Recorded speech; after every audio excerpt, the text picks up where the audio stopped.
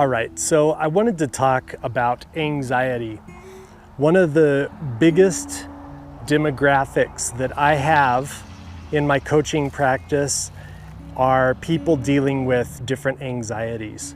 And so, number one, when we start talking about anxiety, we have to define it, because people paint almost any kind of stress as being something that's anxiety to them.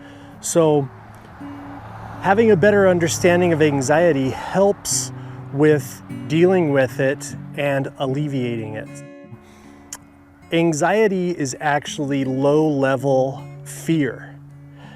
And the same way one of my mentors compares it to the same way an itch is low-level pain. When you are addressing anxiety, what you're addressing is low-level fear. First off, I have 5 steps for dealing with anxiety. And this is step number 1, is how you look at anxiety and how you define it and how you think about it. Low-level fear. And the more and more anxious someone gets, they start to exhibit the characteristics of high fear. Like a panic attack would be the same kind of attack that would happen if someone were actually being physically threatened with violence or the loss of their life, the possibility of that. And that's kind of what a panic attack is, except often the anxiety that we're dealing with in a panic attack is imagined. Not to say it's not creating real emotions or that the anxiety isn't real, but the imagination is where the fear is being built up. So first, in this first step, how to look at anxiety and how to think about anxiety as being low-level fear. The biggest thing is to recognize that often the anxiety has a purpose of protecting the person somehow, giving them a sense of security and a sense of feeling safe. Because when you get through anxiety and you come out the other end, even though one might be exhausted and run down and really like anticipating the next moment where they might have to deal with anxiety, it's still a win because we survived. And this is actually neuroscience. It's one of the ways that our brain deals with things. Survival is very high on the list.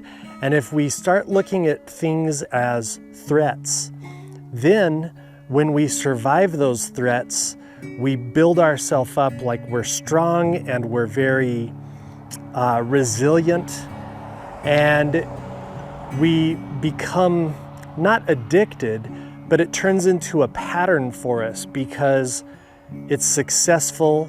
And even though the events that we might be thinking of are real, the anxiety comes from building up more and more fear about them. And it becomes a big, thick novel of fear that is overwhelming and seems unmanageable, that creates anxiety that can keep a person held back or exhausted.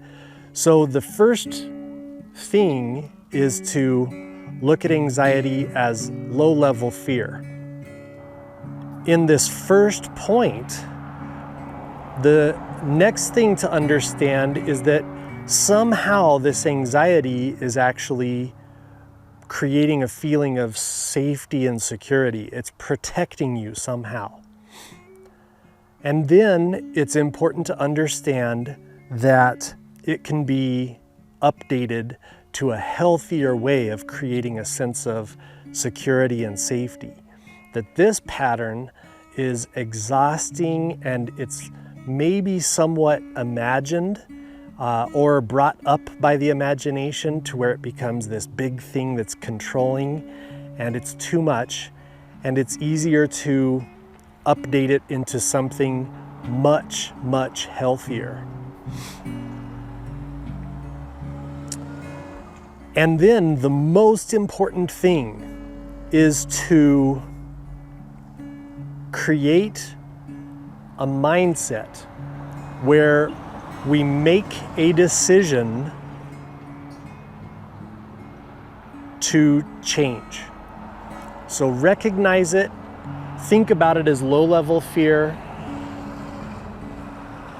look at it as if it's something that's helping you feel safe, and understand that unless you're presented with something that's right in your face, a mugger, a person with a gun, or something like that, that it's in the imagination. If it's not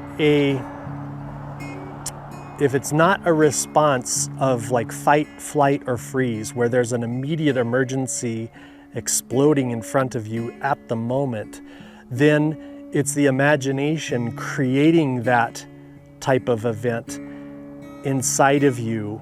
It's firing off that fight or flight response, but the event isn't happening in front of you, it's being imagined. So they always say anxiety is about the future unless it's high-level fear about the immediate present, where depression is about the past.